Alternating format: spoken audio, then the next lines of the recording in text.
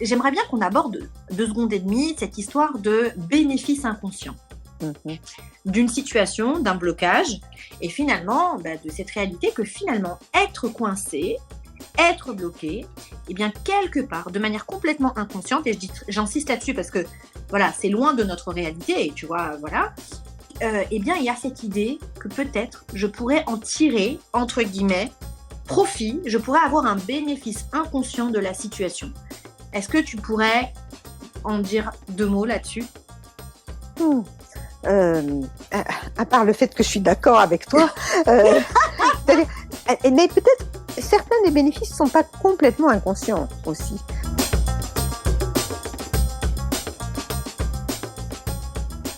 Bonjour à tous, bonjour, je suis super contente de vous retrouver sur ce podcast very, very, very special. Excuse-moi Laurie pour mon accent, hein. Je suis vraiment particulièrement contente puisque pour la première fois, je vais être accompagnée lors de ce podcast, et pas par n'importe qui, par Laurie Hawkes. Alors, Laurie Hawkes, je ne vais pas vous dire tout ce qu'elle fait et tout ce qu'elle est, parce qu'elle fait tellement de choses que ce serait trop compliqué pour moi de me souvenir de tout. Mais par contre, je vais vous dire qui elle est pour moi, et ça, c'est vraiment particulièrement important. Laurie a été donc dans l'école où j'ai été formée pendant maintenant presque 7 ans, oui, les années passent. Et ça a été l'un de mes mentors. Alors, même si je n'ai pas suivi de cours en direct avec Laurie, en tout cas pour les années qui suivent les années de base, j'ai été particulièrement touchée et sensible en fait à son style, à sa personnalité et surtout à son accessibilité. Alors je vous avoue aussi que son petit côté américaine me séduit beaucoup, n'est-ce pas ? Vous savez tous que je me sens très très proche des États-Unis, et c'est vrai que son accent parfait, sa dynamique, sa fraîcheur font d'elle quelqu'un de très important pour moi. Alors au-delà d'être une enseignante hyper accessible et d'une pédagogie vraiment très très très très accessible. Je redis accessible parce que c'est vraiment le mot qui me vient. Laurie, c'est un être simple, un être particulièrement touchant et très très humain. Donc je suis honorée, cher mentor, de t'avoir sur ce podcast aujourd'hui. Merci d'être là. Esma, après une introduction pareille, comment veux-tu que je ne me sente pas à la fois intimidée, honorée et contente ? Mais tout ça est vrai. Alors tu le sais puisque tu as déjà participé donc au spectacle le Asma Bell Show l'année dernière. Et puis d'autre part, tu sais à quel point voilà, je te respecte et je t'admire, et surtout c'est très important pour moi de partager ça sur ce podcast parce que dans la vie on a il arrive peu souvent qu'on se retrouve avec des gens qui peuvent nous inspirer, nous permettre des choses, et tu fais partie de ces gens qui m'ont donné énormément de permission, et pour ça, c'est très important que les gens le sachent, et sachent que des gens comme toi existent. Alors s'ils existent pour moi, ça veut dire qu'ils peuvent exister pour eux. Eh bien, j'en suis bien contente. C'est vrai que les permissions, c'est une notion qui me tient à cœur. Comme tu sais, je l'avais reprise à mon propre mentor pour écrire un article là-dessus, donc oui. C'est important, les permissions. Alors, en plus d'être enseignante, tu es donc psychopraticienne, et je ne vais pas faire toute la liste. J'aimerais bien que tu la fasses toi-même. Et comment tu peux te décrire, en tout cas sur le plan professionnel ? Qu'est-ce que tu fais aujourd'hui ? Pour moi, ça se résume quand même à 3 choses professionnellement. C'est, comme tu dis, psychopraticienne ou psychothérapeute, psychologue, tout ça. Pour moi, c'est pareil, même si aux yeux de l'administration, c'est pas toujours pareil. Formatrice, donc ça veut dire à la fois enseignante et superviseuse de personnes qui veulent devenir ou psychopraticiens, ou bien qui veulent travailler sur leur pratique, continuer de l'améliorer. Et puis je suis auteure, donc j'écris des livres sur ces thèmes-là, et c'est important pour moi aussi, notamment à cause de mon côté introverti qui fait que j'aime beaucoup travailler seule. Alors, combien de bouquins t'as écrit déjà, Laurie ? Ça fait 10 maintenant, c'est un chiffre rond. Waouh ! C'est vrai qu'il y a pas mal de bouquins, du coup, sur tout l'aspect, effectivement, la peur des autres, l'introversion. Donc, t'as écrit plusieurs bouquins là-dessus. Oui, je suis en train de me demander s'il y en a d'autres là-dessus. Mais effectivement, c'est une thématique qui revient souvent pour moi. Super. Bon, donc tu es, si j'ai bien compris, enseignante, superviseur, auteur, et par ailleurs psychothérapeute, psychopraticienne, psychologue. Super. Et donc, tu es américaine? Je ne le suis plus. Ah oui, mais je suis née américaine. Tu es née américaine. All right. Super. Et donc, ce que je te propose, c'est tout de suite de savoir, d'introduire le sujet de notre podcast d'aujourd'hui, parce qu'effectivement, je t'ai choisi pour une raison très particulière. Je t'ai choisi parce que tu as écrit un fucking article qui m'a posé plein de problèmes. Et aujourd'hui, j'ai envie de partager ça parce qu'effectivement, donc le podcast c'est un bébé podcast. On est à quelques épisodes, je sais plus 5 ou 6e. Et puis, ce que je rencontre, c'est effectivement des gens qui se trouvent souvent face à la problématique qui ne comprennent pas ce qui se passe. Alors, qui ne comprennent pas ce qu'ils sentent, qui ne comprennent pas ce qu'on peut dire, ce que moi je peux dire, alors à la fois sur les podcasts, mais aussi en séminaire, en groupe, etc. Et puis qui comprennent pas juste le monde ou les systèmes. Et pourquoi j'ai absolument voulu que ce soit toi qui fasse ce podcast avec moi, pourquoi j'ai eu envie de t'inviter, c'est que tu as écrit un article, et je dis fucking parce qu'il m'a posé plein de problèmes, un article sur la mentalisation. Alors, pour la petite histoire, donc au bout de alors je sais plus, 3e année, on commence à faire des exposés donc en cours à l'école d'analyse transactionnelle, puisque c'est de cette école dont on parle et c'est là-bas que j'ai été formée principalement. On a donc des exposés à faire face à l'ensemble du groupe, d'accord ? Donc c'est des groupes qui sont quand même conséquents, ça peut aller jusqu'à 15, 16, voilà. Et donc bien sûr, moi je suis un bébé GEP, donc GEP, alors rappelle-moi, c'est groupe d'entraînement à la pratique. Groupe d'entraînement à la pratique. Et donc je suis censée faire un exposé et je comprends rien à ce qui se passe, j'ai du mal à faire un choix, c'est hyper compliqué pour moi de décider de m'exposer avec une thématique. Et donc là, j'ai mon autre mentor, France Brécard, qui me dit mais pourquoi tu prendrais pas l'article de Laurie, puisque la mentalisation, on est en plein dedans. Donc, je décide de chercher ton article que je trouve. Et là, c'est simple, je lis les 5 premières lignes d'intro. Donc là, ça me paraît à peu près OK. Et quand je commence à approfondir, je ne pige rien.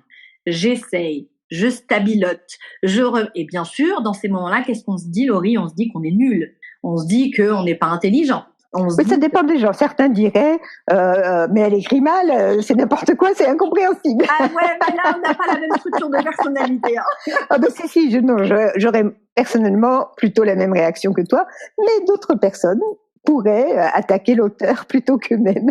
Ouais, alors bon, j'aurais pu peut-être attaquer un autre auteur, ça aurait peut-être été possible, mais toi, j'ai particulièrement d'affection pour toi. Je ne serais pas permise à l'intérieur. T'es trop un parent nourricier positif pour moi. Donc tu t'es pas dit que j'avais écrit exprès un truc obscur pour que les gens se cassent la tête. Non, je me suis pas dit ça. Mais du coup, ça a été hyper compliqué parce que je me suis sentie coincée là-dedans. Je me suis sentie hyper bête, hyper nulle. Ça remettait encore évidemment en question ma place à l'école. Qu'est-ce que ça veut ? Comment moi, Esma, une fille issue de l'immigration, qui a grandi dans un quartier populaire, qui effectivement n'a pas été studieuse à l'école, peut se retrouver dans une école et accueillie comme ça. Ça remettait aussi en question mes capacités intellectuelles.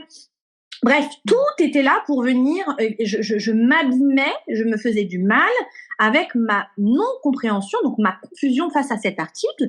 Et du coup, je me suis retrouvée à passer un coup de fil à ma chère France et je lui ai dit, mais écoute France, là je pige rien, c'est pas possible, voilà. Et là, elle me dit, peut-être que ça te touche de trop près. Et de là a démarré tout un travail de compréhension sur effectivement comment ça se fait qu'on comprend pas, et est-ce que peut-être parfois ça pourrait être autre chose que nos incompétences ou effectivement une affaire de niveau intellectuel. Ouais. Exactement. Et donc effectivement, depuis les podcasts, j'ai plein de gens qui me disent, Asma, j'ai besoin de réécouter tes podcasts plusieurs fois. À chaque fois que je les écoute, je les écoute sur des niveaux différents. Je comprends pas la même chose à chaque fois. Sur mes programmes en ligne, donc tu sais que j'ai 2 programmes en ligne, un programme sur l'argent et un programme sur l'amour.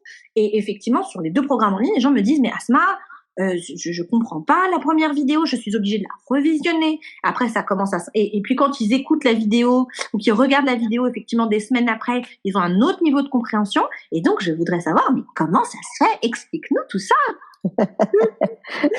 Bon, alors, je ne suis pas sûre que ma conceptualisation de la mentalisation va répondre complètement à tout ça, parce que là, on a finalement une question sur comment nous comprenons par étapes, en un sens, en stratifiant. Et c'est pas exactement ce que j'ai creusé moi, qui est d'ailleurs probablement plus facile à comprendre dans le livre que j'ai fait sur ce sujet, qui s'appelle L'art de penser dans un monde distrait et violent. C'est plus développé que dans l'article qui est plus concentré. Donc, s'il y a des gens qui ont envie de lire, je recommanderais plutôt le livre si vous n'êtes pas rebuté par le fait d'avoir davantage de pages. Mais donc, l'idée de la mentalisation, c'est pour moi souvent l'objectif principal presque de toute psychothérapie ou même de tout travail sur soi. C'est au fond mettre son mental vraiment à sa propre disposition, à son service. Pas d'une façon comme une machine où on lui dirait allez hop, résous-moi ça. Justement, c'est pouvoir accepter qu'il y a des obstacles quelquefois, qu'on peut avoir besoin de creuser, de chercher à comprendre davantage, de le prendre par un autre côté, d'accepter que tiens, en ce moment, quelque chose me bloque et donc je vais peut-être passer par un autre chemin, ou je vais laisser ça cheminer dans moi, ou je vais aller voir quelles émotions ça me réveille, mais pas rester bloqué sur il faut que je comprenne ce truc. Là, ça va pas marcher. Alors, c'est vrai qu'effectivement, ma question était c'était pas tout à fait une question d'ailleurs, c'était très ouvert, mais déjà, ta réponse apporte un outil, c'est-à-dire que déjà, le fait de savoir qu'on peut comprendre par étapes en déconstruisant, c'est quand même quelque chose de très important, parce que on est beaucoup, ou je peux dire que j'étais aussi dans cette espèce d'idéologie que si je ne comprends pas tout de suite, c'est que ce n'est pas pour moi. Oui, ça, ce serait vraiment dommage, parce que si on lâchait tous, si on ne comprend pas du premier coup, il y a plein de trucs à côté desquels on passerait. Et je pense que d'ailleurs, c'est même mieux quelqu'un qui, comme toi, a vu, tiens, là, je bloque, et qui est allé demander conseil à quelqu'un pourquoi je bloque. Alors que d'autres gens passent très vite sur le truc, ouais, je crois que j'ai compris. Ouais. Et en fait, ils n'ont pas compris. C'est super ce que tu dis, parce que ça répond aussi à quelque chose que je rencontre beaucoup, donc à la fois en thérapie, mais aussi en coaching, et à chaque fois que j'accompagne des gens, qui est que quand tu vas dire quelque chose, typiquement la question de la permission dont on a parlé tout à l'heure, qui pourrait dire ah oui, je sais ça, mais ça oui, je le sais déjà. Ouais. Et ça, c'est quelque chose qui effectivement est assez complexe, parce que à la fois ça bloque le processus finalement d'apprentissage, d'intégration et d'ouverture, et en même temps ça nous protège et ça nous défend.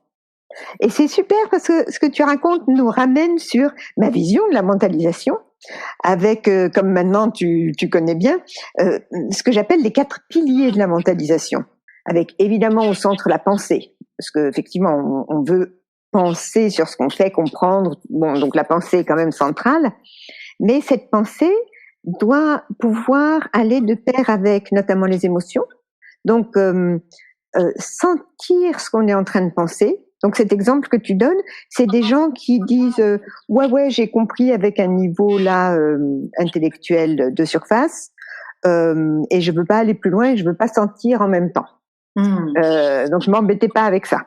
Et puis les 2 autres piliers sont l'action, ce qu'on appelle agentivité en vocabulaire psy moderne. Mais justement, j'avais une question là-dessus, mais c'est très bien, on y viendra après. D'accord. Et le 4e pilier, c'est pouvoir tenir compte de l'autre. Et souvent, les gens qui disent aussi ouais j'ai compris, c'est là aussi, m'embêtez pas avec ça. Et je veux pas aller regarder l'impact de ce que j'ai, du problème que j'avais et que je crois avoir compris comme ça super vite. Je veux pas voir l'impact sur les autres. Ça veut clairement dire que là, il y aurait donc une défense.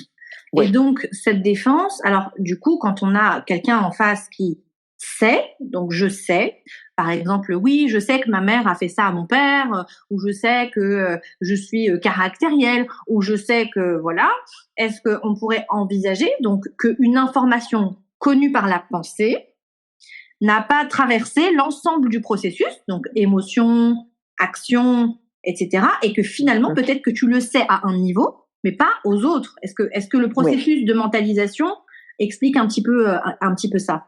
Oui, c'est ça. Pour moi, il ne suffit pas, puisqu'il y a cette notion que tu as amenée en début de notre échange sur le processus graduel, où on passe d'une strate à une autre si on ne résiste pas. Ouais. Mais quand même, il y a cette idée que souvent, pour passer d'une strate à une autre, il faut laisser jouer les autres piliers. Pas être juste dans la pensée, se laisser être affecté par ce que l'on a compris, voir comment les autres sont en jeu, voir ce qu'on a fait, ce qui a été fait, ce qu'on peut faire, notre impression d'incapacité d'agir, donc de passivité. Et tout ça joue ensemble et c'est ça qui va souvent nous permettre d'approfondir. Oui, donc effectivement, ça confirme cette idée, je ne comprends, qu'on peut se dire assez régulièrement, je le sais, mais j'y arrive pas. Oui, c'est ça. Et non, j'y arrive pas, ça veut dire probablement que le pilier agentivité, action, est bloqué. Alors, est-ce que tu peux nous en dire un petit peu plus sur l'agentivité, parce que c'est un joli mot, très moderne, etc. Mais je pense que c'est important de le clarifier, parce que moi-même, je l'ai appris grâce à toi. Donc, je suis certaine que beaucoup de nos auditeurs vont avoir besoin d'une petite clarification. Oui. Oui, parce que ça, c'est du jargon psy. Hein. Ça va devenir, ça va rentrer dans le langage courant à un moment, mais pour le moment, c'est encore du jargon psy. Et ça vient de l'anglais agency. Et pendant longtemps, il n'était pas traduit, ce terme. Alors, je sais plus ce que je disais, mais bon, j'ai vu après dans quelques ouvrages agentivité. Ça, j'ai trouvé que c'était un peu lourd et barbare au début, mais finalement, on s'habitue bien. Et agency, pour moi, il y a vraiment l'idée de je suis un agent actif.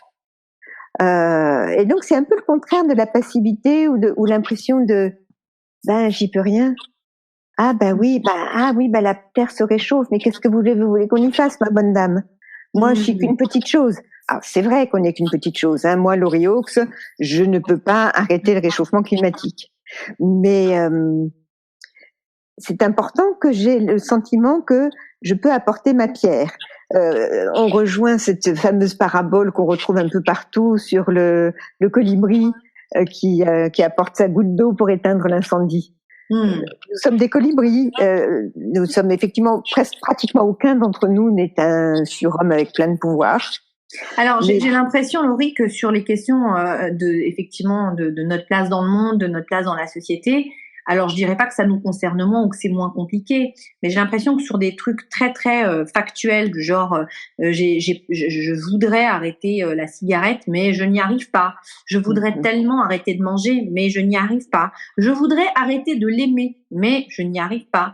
Je voudrais arrêter de tromper mon mari mais je n'y arrive pas. Tu vois, c'est ces trucs qui nous concernent à un niveau très très personnel où on se sent à la fois complètement impuissant. Et puis finalement, alors je vais pas dire ça de manière trop agressive, mais notre côté un peu passif peut nous induire dans une position, tu vois, de victime où j'y peux rien, en fait, c'est mes émotions, ou j'y peux rien, c'est ma pulsion, j'y peux rien, tu vois, voilà. Comme dit l'expression française, c'est plus fort que moi. Exactement, voilà. C'est excellent cette formulation. Et on rejoint une notion que tu connais très bien en athée, la méconnaissance. L'idée, je vois qu'il y a des solutions. Ah oui, mais moi je ne peux pas les appliquer. Exactement. Donc c'est se voir soi comme impuissant. Ok, alors qu'est-ce qu'on peut faire? Tu sais, nous on veut des baguettes magiques avec une solution miracle. Alors Laurie, toi t'as un petit côté fait. Qu'est-ce qu'on fait? Donc très concrètement, maintenant qu'on a bien compris le processus de la mentalisation, l'agentivité et ces méconnaissances finalement, je sais, je vois, il y a des options pour les autres, il y a un problème, j'ai le stimulus du problème, je le ressens bien, mais c'est pas pour moi. Oui. C'est quoi mes options? Alors, il va falloir arriver à lever cette méconnaissance-là, c'est-à-dire voir qu'est-ce qui est nécessaire pour ne plus me dire juste moi je peux pas. Super. Donc là, tu es en train de dire, si je peux me permettre de reformuler, tu es en train de dire finalement, dans le processus de mon incapacité, qu'est-ce que je peux faire pour ne plus être incapable? Oui. Donc finalement, je prends mes responsabilités à ce moment-là. Je prends mes responsabilités qui peut inclure la responsabilité de demander de l'aide. Demander une aide pertinente. Bien sûr. Parce qu'il y a des choses où effectivement on a besoin d'aide. Bon, pour arrêter de tromper son mari, ça se discute plus. Mais pour arrêter une drogue, la plupart des gens ne peuvent pas tout seuls. Il faut une aide spécialisée. Et ceux qui disent non mais j'y arriverai, il n'y a pas de raison que j'y arrive pas, c'est presque l'inverse. Enfin, ça a l'air d'être l'inverse. Ils croient qu'ils sont tout puissants en un sens.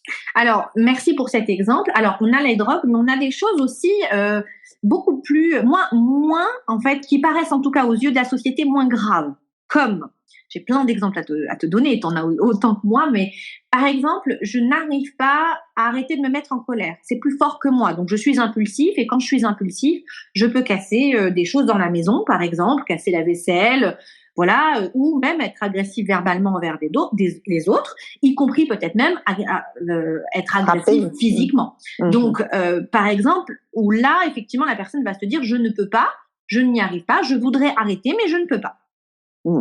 Alors, on rejoint de nouveau dans mes piliers, puisque dans les piliers, il y a la pensée, il y a aussi l'émotion. Et pour le pilier émotion, on a besoin de ce qu'on appelle la régulation affective, c'est-à-dire arriver à contenir ses affects. Alors, c'est pas non plus un truc magique auquel on parvient un jour complètement. Je me regarde moi-même. Une fois de temps en temps, j'avoue et je confesse qu'il m'arrive de jeter un truc. Après, je suis assez gênée. Je me dis, non mais attends, ça a l'air de quoi? Mais voilà, il y a un truc dans moi qui est pas encore complètement capable de retenir ces mouvements d'humeur. Alors, je frappe pas des gens, des choses comme ça, mais il peut y arriver des moments où le stress est très élevé, où il se passe plein de choses et un dernier petit machin arrive imprévu et pouf, ça pète. Oui, donc en fait, finalement, il y a aussi, je pense qu'il y a des niveaux. Tu vois, quand tu dis jeter, donc jeter des émotions, jeter des jeux psychologiques éventuellement, L'idée, c'est quoi? C'est de se rendre compte du niveau, en fait, du niveau de douleur, du niveau d'inconfort, à la fois du niveau inconfortable pour nous, mais aussi de ce que ça fait aux gens qu'on aime, parce qu'en général, c'est ça qui fait que on peut commencer un travail sur soi. Et le quatrième pilier, intersubjectivité. Intersubjectivité, parce que l'autre est fondamental dans notre construction. Right. Donc, ce que tu es en train de dire, c'est que finalement, nos blocages, nos impuissances, les endroits où on est complètement dans l'impasse, ne sont pas des positions fatalistes où on n'aurait aucune option et où on serait condamné à notre violence, à notre agressivité, à nos addictions, et aussi finalement ça peut être dans l'autre sens, Laurie, parce que quand pour des choses positives, par exemple, je n'arrive pas à lire, j'aurais envie de lire mais j'y arrive pas. Je n'arrive pas à aller marcher. J'aurais envie de faire une marche, voilà, une demi-heure par jour, je n'y arrive pas. Je n'arrive pas à cuisiner des bons petits plats, des choses qui me plaisent, qui me font du bien. Tu vois, dans un aspect un petit peu plus light, entre guillemets, on peut se retrouver aussi impuissant à se donner des choses positives. Est-ce que ça fonctionne aussi dans cette direction-là? Oui, et c'est là que souvent l'aide d'un psy est quand même bien utile pour aller voir. Est-ce que ça se joue uniquement au niveau du comportement? Ouais. En général, on arrive à trouver des façons de décomposer la chose qu'on veut faire en étapes plus petites. D'accord. Pour que ce soit pas un truc d'un seul coup. Ou bien est-ce qu'il y a un blocage plus profond? Quelque chose comme, par exemple, je voudrais arriver à cuisiner des bons petits plats pour ma famille. Alors, ça pourrait être simple, mais si c'est compliqué, il peut y avoir quelque chose, un traumatisme dont on n'a plus conscience, par exemple, que, je sais pas, ma mère, quand elle cuisinait, elle se mettait toujours très en colère et que, du coup, j'ai peur que ça m'arrive, mais j'en ai pas encore conscience. Donc, toute seule, c'est pas évident d'arriver à prendre conscience de ça. Donc, on peut commencer par essayer de le traiter au niveau comportemental. Si on n'est pas en thérapie, on peut se le décomposer soi-même et se dire, ben non, je vais pas me lancer tout de suite dans le canard à l'orange.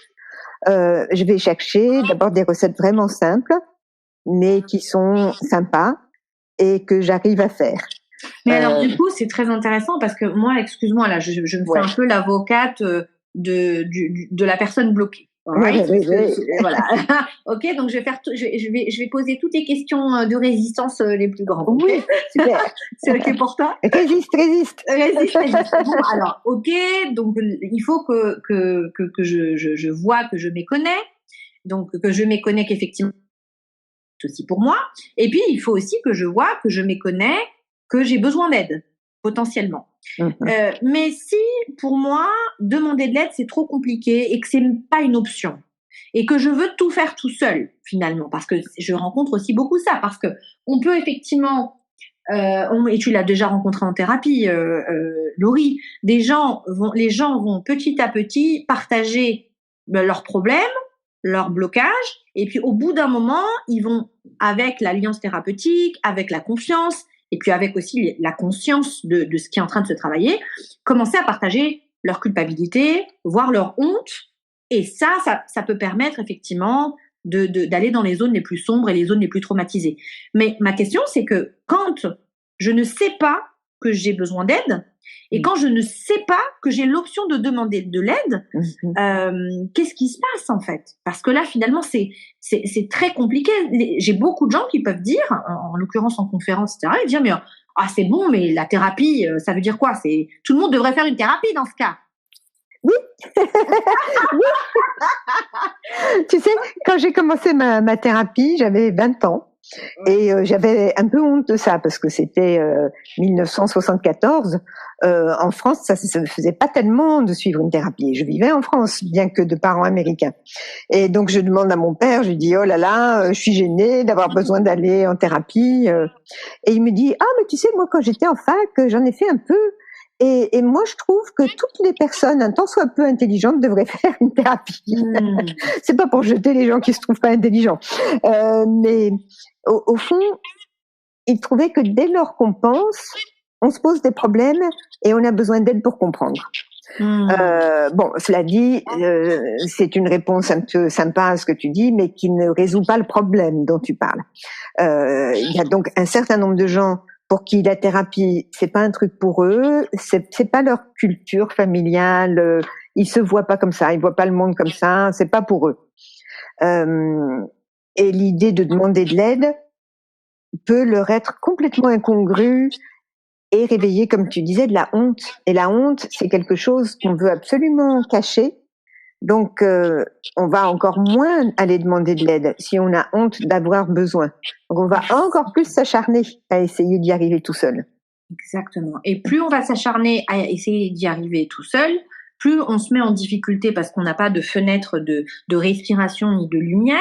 Et donc, finalement, ça agrandit notre manque de confiance, notre estime de nous et du coup, notre impuissance. Il y a à quelques rares exceptions près de gens qui, par une espèce de force de volonté acharnée, vont réussir à traverser et à avancer quand même sur le chemin comportemental qu'ils avaient choisi. Mais c'est extrêmement coûteux et il y a quelque chose qui n'est pas résolu en dessous, donc c'est assez fragile.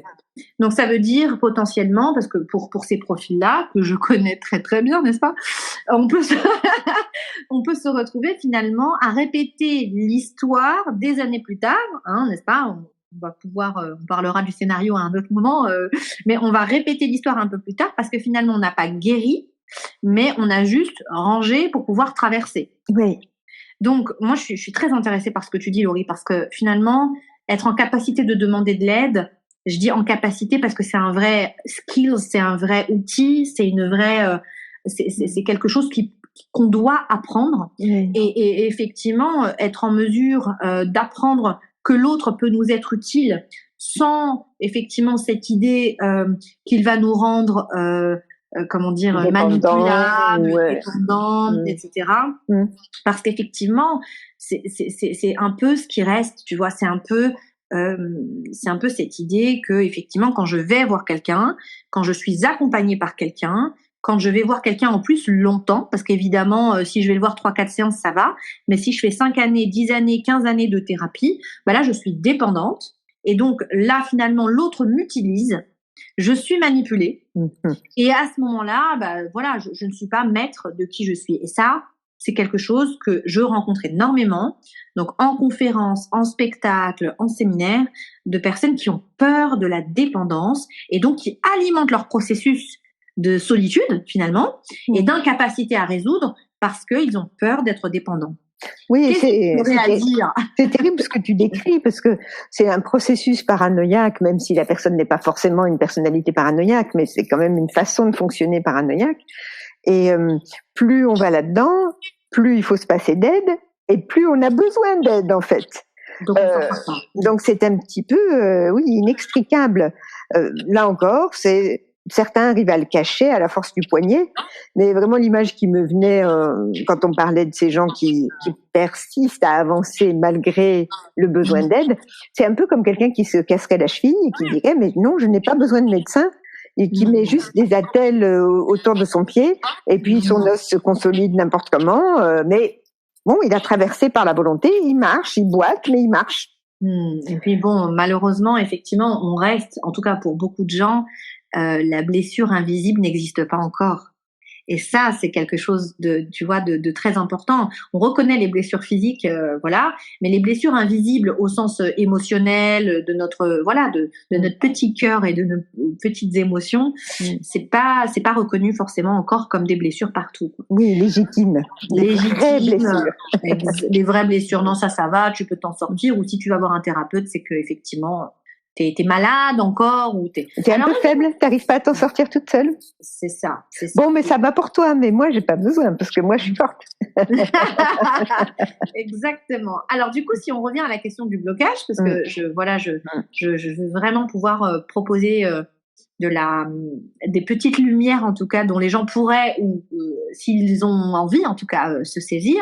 Donc quand je suis bloquée et que je reconnais l'option à un moment donné, à force de travail, que peut-être je pourrais avoir besoin d'une petite torche, d'un petit GPS, peut-être de la place et de l'espace pour à la fois penser, ressentir et donc guérir. Là, à partir de ce moment-là, j'ai envie de te dire que la victoire est presque assurée, parce que on est en équipe sur un sujet compliqué. Oui.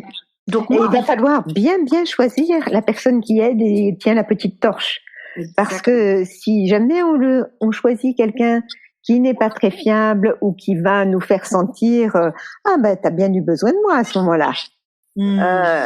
C'est tellement sensible à cet endroit-là, il faut vraiment beaucoup respecter la personne, lui montrer à quel point c'est une force qu'elle a d'avoir demandé de l'aide.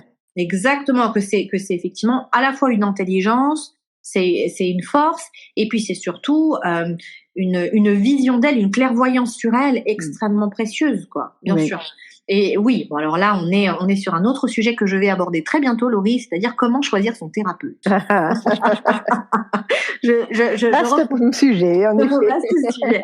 Mais si on revient à cette question de blocage, donc toi, donc pour mentaliser, donc si j'entends bien, pour mentaliser, et donc la mentalisation participe à la résolution de notre problème, de notre blocage. Et quand on est bloqué et qu'on n'arrive pas à mentaliser, il faut pas oublier que l'autre existe et qu'on peut utiliser ce qu'il est, ses compétences, ses ressources, sa dynamique pour pouvoir résoudre. Oui, au fond, se rappeler qu'un être humain n'existe jamais tout seul, que nous sommes des animaux sociaux, et qu'il y a des gens qui aiment la solitude. Moi, j'aime beaucoup la solitude. Oui. Mais je me suis pas du tout construite toute seule. Et si je devais rester toute seule tout le temps, je sombrerais dans la dépression et probablement la paranoïa.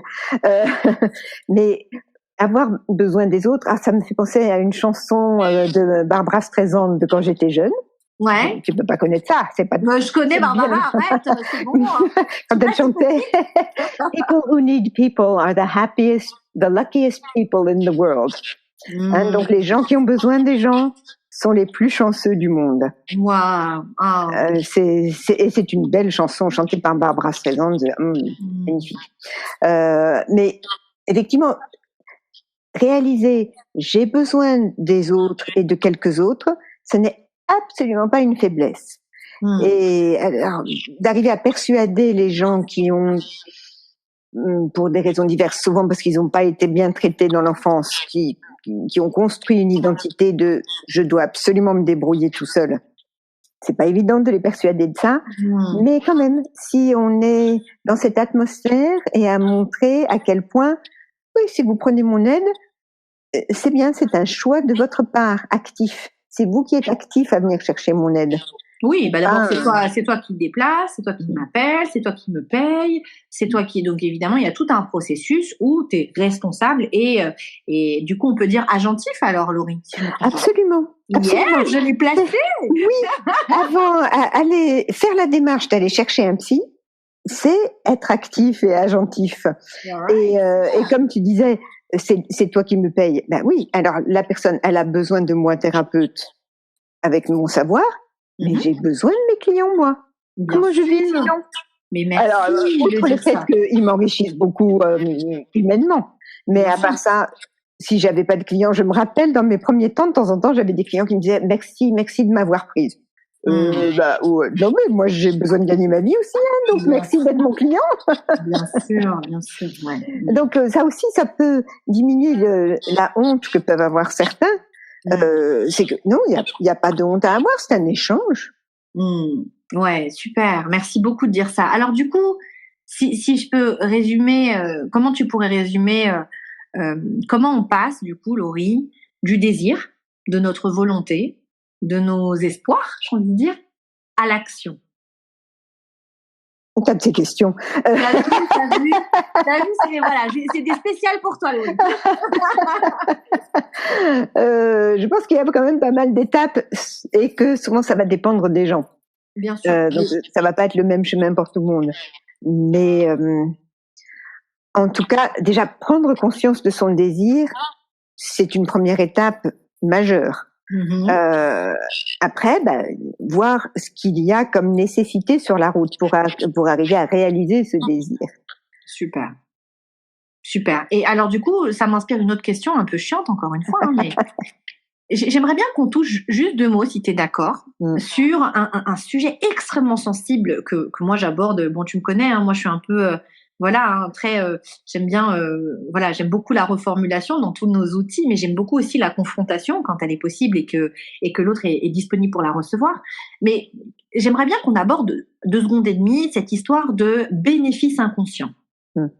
D'une situation, d'un blocage, et finalement de cette réalité que finalement être coincé, être bloqué, et bien quelque part, de manière complètement inconsciente, et j'insiste là-dessus parce que c'est loin de notre réalité, et tu vois, et bien il y a cette idée que peut-être je pourrais en tirer, entre guillemets, profit, je pourrais avoir un bénéfice inconscient de la situation. Est-ce que tu pourrais en dire 2 mots là-dessus?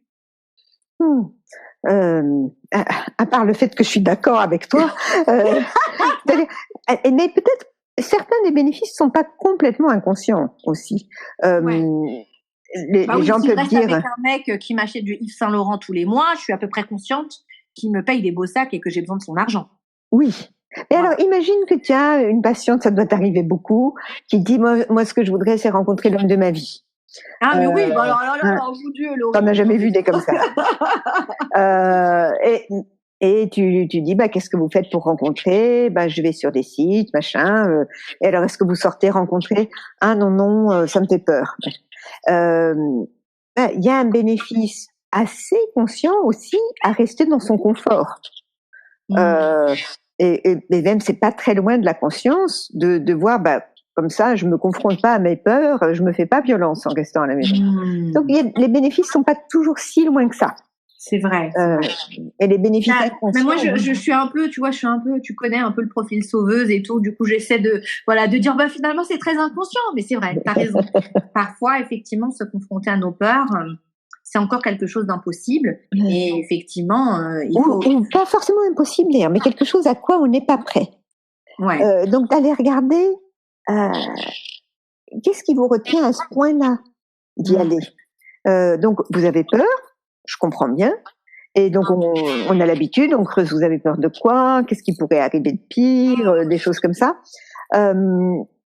Mais finalement, au-delà des peurs comme, je sais pas quoi, peut-être que cet homme va me faire du mal ou que machin, il y a souvent une espèce de confort de vie dans lequel on s'est installé et que j'ai pas envie de lâcher mon petit confort en même temps, en m'aventurant dans ces zones-là. Donc je peux pas finalement refuser de m'aventurer dans mon inconfort, donc dans mes peurs, dans mes émotions difficiles, et en même temps désirer très très très fort quelque chose qui m'oblige à visiter mes peurs. Aussi tu peux, mais du coup t'es bloqué dans la position de j'aimerais bien mais je peux pas. Ouais, super. D'où la chose qu'on entend très souvent maintenant. Il faut sortir de la zone de confort. Alors, oui, pas tout le temps tout le monde, pas tout le temps tout le monde, mais c'est vrai que il y a des moments où si on sort pas de la zone de confort, il se passera rien. Et on peut aussi décider, finalement, je renonce à rencontrer cet homme de ma vie. Ouais. Tu sais, j'ai une cliente à un moment donné, il y a quelques années, que j'ai trouvé extrêmement. J'ai trouvé sa lucidité, tu vois, remarquable. C'est quelqu'un qui effectivement venait d'une culture extrêmement, présente, une famille extrêmement envahissante. Elle avait une position de sauveuse, tu vois, d'aînée de la famille, etc. Et à un moment donné, il était question effectivement de séparation, d'individualisation, donc de se séparer pour être elle. Et quand je lui ai expliqué ce qu'il fallait, ce que ça demandait comme travail, de s'individualiser, donc éventuellement de quitter, je dis éventuellement avec des guillemets, on est d'accord, mais de quitter les nôtres, de quitter notre première société familiale, etc., elle m'a dit « je ne peux pas ». Elle a arrêté son travail thérapeutique en me disant clairement, alors sans fuir, sans se cacher, sans disparaître, tu connais, sans mettre des excuses, sans mettre des excuses, en conscience. Elle m'a dit Esma, et voilà, pour moi c'est trop compliqué. Je ne peux pas quitter ma mère, je ne peux pas quitter mon père. Et en même temps, je voudrais pouvoir. Elle vivait une relation avec un homme qui était interdit par la famille, etc. Et elle disait, et en même temps, je ne peux pas arrêter de voir cet homme. Donc, elle est restée, si tu veux, en relation officieuse avec cet homme. Elle l'est encore d'ailleurs, tout en refusant de quitter et donc de s'individualiser. Et le faire comme ça en conscience, c'est un choix. Et finalement, 1 année et demie ou 2 ans après, elle est revenue pour faire un séminaire en ligne, pour faire des conférences, et petit à petit, le processus est en cours, mais elle a levé la méconnaissance de l'impuissance. Et oui, c'est ça. Alors, elle t'a dit, je ne peux pas, mais en même temps, comme tu le soulignes, c'était en fait un choix. Ouais. Et, pour le moment, je suis pas prête, quoi. C'est ça que ça veut dire. Ouais. Ça veut pas dire c'est absolument impossible dans ma vie. Bon, il y a des cultures où des choses sont complètement impossibles parce que la culture vraiment impose. Mais elle avait quand même conscience que c'était moi, je suis pas prête, même si elle a dit je peux pas. Et elle a laissé évoluer. Donc toujours cette idée de temps et de strate et que ça. C'est ça. Ça finit. Et puis du coup, tu vois, elle a pas ce que je trouve super, c'est qu'elle a pas coupé brutalement ou sans mettre, tu vois, du sens. Et puis surtout, elle vient à son rythme, elle fait des petites choses, elle écoute des podcasts, tu vois, et petit à petit, finalement, elle déconstruit, sa pensée là-dessus et elle s'adapte. Elle, tu vois, elle participe. En fait, elle met en place vraiment un système d'adaptation de façon à réduire petit à petit le niveau de sa peur, quoi. Et je trouve ça hyper intéressant. Waouh. Tu sais, ce podcast, il est là pour... tu sais pourquoi il est là, ce podcast? Non, en fait, non. En fait, non. Alors, tu vois, ce podcast, il est là pour mettre des petites lumières à certains endroits. Il est là pour apporter des permissions. Il est là pour envisager des options et tu vois, et sortir un petit peu la tête de notre problématique de fond pour essayer de se dire que finalement, il y a de l'air qui est là et qu'on peut respirer ailleurs et autrement. Et j'ai l'impression qu'on a vachement bien fait. Toi et moi, là, on a donné plein de petits tips. On a donné plein de permissions. On a aussi permis effectivement une vision des problématiques qui est différente de ce qu'on peut envisager, tu vois, dans notre quotidien. J'ai l'impression qu'on a respecté le deal du podcast. Qu'est-ce que t'en penses? Eh bien, on dirait en effet. Donc, on peut être contente. Comment t'as vécu ce moment, toi? C'était très sympa d'échanger avec toi et de réfléchir ensemble. Toujours, cette idée de mentalisation, on n'est pas tout seul, on est avec l'autre et on pense mieux à deux, pas tout le temps, Surtout les introvertis, on a besoin de penser tout seul assez souvent. Et après, on confronte sa pensée à la pensée d'un autre et ça avance. C'est génial. Et tu sais, là, tu es en train de me faire penser. Tu sais que tu m'as donné 12 idées à la seconde, là, de nouveaux podcasts. tu connais mon petit côté promoteur. Hein. Et ton côté vive. Ouais, mais par contre, il y a quelque chose là que tu dis qui est tellement important et que je vais partager parce que je pense que ça peut être vraiment précieux pour ceux qui nous écoutent là, maintenant, tout de suite. Il y a cette idée que parfois, quand on travaille avec des gens et qu'on considère qu'ils sont hiérarchiquement supérieurs, donc nos enseignants, nos psys, on peut considérer à certains moments qu'ils ont un savoir qu'on n'a pas, donc on peut les sentir à un moment supérieur. Nos boss, les managers avec lesquels on travaille, etc. Il y a ce truc il y a toujours une position de plus-moins. Donc moi, je suis petite et toi, t'es grande et tu m'apprends des choses. Et ce que j'ai découvert avec beaucoup de difficultés, et c'était vraiment très intéressant, c'est que à travers donc mes enseignements, à travers les différentes formations que j'ai pu faire, les différents séminaires que j'ai pu faire, à la fois à l'école mais ailleurs, parce que j'ai fait plein de séminaires en Belgique, au Luxembourg, en Suisse, au Canada, et effectivement rencontrer des gens qui ont effectivement un savoir, sont en plus âgés, mais qui te permettent d'être d'égal à égal, sans essayer de te rendre petit, et ben ça existe. Et je trouve que c'est très important de le dire, parce qu'effectivement, quand on est en lien, quand on est en relation, penser ensemble, ça ne veut pas dire qu'il y en a un qui a une pensée plus importante, plus vraie que l'autre. Et là, je trouve que ça me touche beaucoup parce que c'est vraiment une permission que vous m'avez donnée, que tu m'as donnée, que j'ai eu beaucoup de chance de rencontrer des gens qui ont pu me donner cette permission. Et voilà, tu l'as fait en direct, donc c'est génial. Est-ce que toi, t'en as eu des enseignants, des mentors comme ça qui t'ont donné la permission d'être d'égal à égal? Oui, et même qui, je dirais presque le mot, exigeaient qu'on pense. Ça les intéressait pas d'avoir des élèves passifs qui seraient comme des bébés oiseaux, la gueule ouverte. Mais c'est ça, c'est ce que vous nous exigez, vous là, les enseignants. Là, je vois France qui passe son temps à nous dire, bon, Asma, tu veux pas écrire un article? Asma, tu veux pas, Asma, la newsletter, tu veux pas? Je trouve ça hyper intéressant parce qu'effectivement, on nous apprend à penser, on nous apprend à être des grands et avoir des gens dans la vie qui nous accueillent à cet endroit-là et qui exigent de nous effectivement de penser, mais aussi de mettre notre savoir, nos qualités, nos ressources au service. Je trouve que c'est un beau cadeau. Super. Merci beaucoup, Laurie. Merci à toi, Esma. Et puis, j'espère à très bientôt. J'ai plein d'autres idées, alors je vais t'en proposer quelques-unes. D'accord. Puis, on se retrouve bientôt sur ce podcast. Qu'est-ce que t'en penses? Et en attendant, bon été. Bon été. Merci beaucoup, Laurie. Je t'embrasse très, très fort. Je t'embrasse aussi. Au revoir, Esma. Je vous remercie sincèrement pour votre écoute.